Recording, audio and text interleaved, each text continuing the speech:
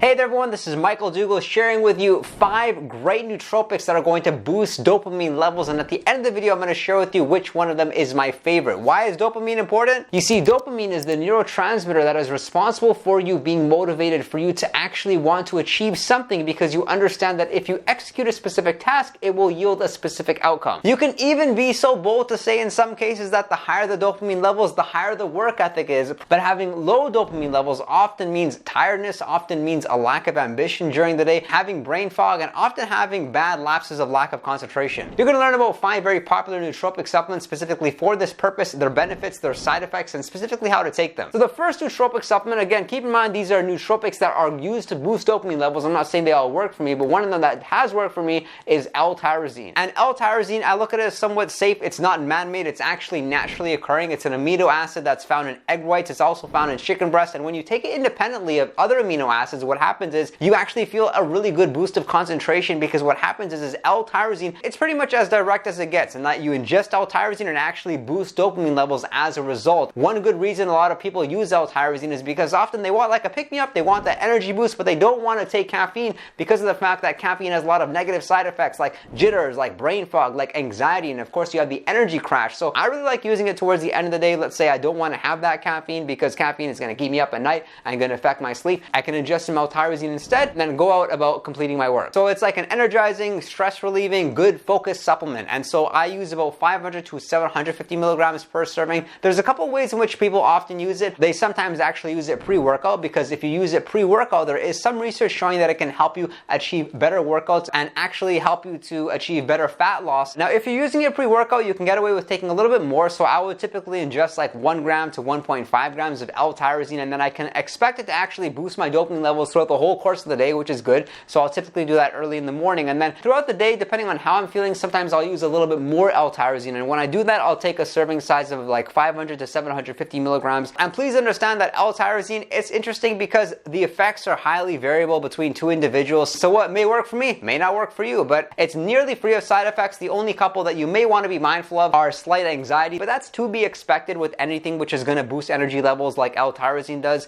and then slight headaches. Now, I have found that if you do switch from like the capsule form to the powder form, that typically works well with l-tyrosine. Do you need to take time off of it? I don't know. This is kind of debatable, because for me, I use it every single day. I've been using it every single day for years, and I have not built any tolerance to it. But some individuals, I would say maybe 30% of them, they do build somewhat of a tolerance, and for those individuals, they want to go something like maybe 1 month on, followed by 2 weeks off, and then repeat. Or they could do something like microcycling, where they're taking it 5 days on and then 2 days off, like weekends off, and then repeat it in that fashion. And the next nootropic supplement that you can consider using to boost your dopamine levels is L-Dopa, also known as mucuna-pruriens, and this should be seen as the most effective nootropic for boosting dopamine levels, as similar to l-tyrosine. What it actually does is works on the neurotransmitter specifically, but it's taken in a very different fashion that you would with l-tyrosine. You see, with l-tyrosine, you can ingest it, you can expect to feel something for a couple of hours, though with mucuna-pruriens, very subtle. People take it once during the day and then they don't need to take it the rest of the day, and they're expecting to get some sort of subtle increase of motivation, though I haven't personally found that to be true. And it contains L-Dopa, and L-Dopa converts right into dopamine, whereas you ingest l-tyrosine, it converts into L-Dopa, and then it converts into dopamine thereafterwards. If you were to get started with mucuna-pruriens, something you would consider doing is evaluating it after 30 days, because with this nootropic supplement, unfortunately, it's not as if you have to ingest it for a specific period of time for you to start feeling something. It's just that it's so subtle that you wouldn't really be able to notice it, especially considering that most people don't have objective measures with nootropics. Mucuna-pruriens, it's a little bit interesting when it comes to the serving size, because they really do vary. I've seen serving sizes as high as like 500 to 600 milligrams, and then I've seen serving sizes of only like 100 milligrams, like we've seen in Quality of Mind. And I would recommend that you get it from a good brand that you know is going to be trusted, and people actually call it the magic velvet bean, though I've seen very few people from this channel, for example, that like mucuna-pruriens and actually trust that it does what it's expected to do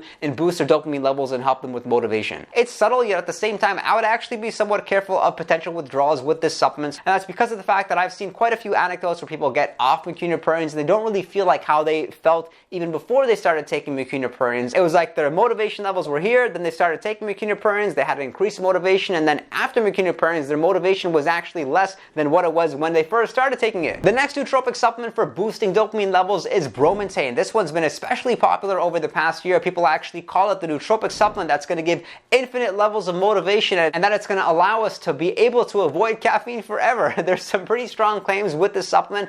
From my experience in taking it, you may get a slight boost of motivation, though I didn't really find it anything special considering it's somewhat pricey with bromotain. The dosage is pretty unclear. I've tried dosages of like 100 milligrams up to 500 milligrams, even more per day. What I do like about it is that I maybe see it as like a nice kind of slightly energizing nootropic supplement that maybe if I was taking time off of caffeine and I wanted something to pick me up a little bit, bromotain could work. I like the fact that you only need to take it once during the day versus maybe something like l-tyrosine, you're taking it a couple times during the day. But in the grand scheme of things, what personally concerned me about bromotain was that it's a fairly new nootropic. There's not a lot of research done on just how effective it can be and what the potential side effects could be long term. So I see it as somewhat risky compared to the other two. And my personal approach when it comes to nootropic supplements is I would much rather take nootropic supplements that I'm comfortable taking every single day without having any anxiety of what they could potentially do to harm me long term. A typical serving size of bromotain would be 50 milligrams up to 100 milligrams. Some people even take 200 to 300 milligrams in one day. And I would personally take it first thing in the morning. I like the fact that what's different about this nootropic supplement, though it can boost dopamine levels, at the same time it can actually reduce anxiety levels. Though with other nootropic supplements that often boost dopamine levels,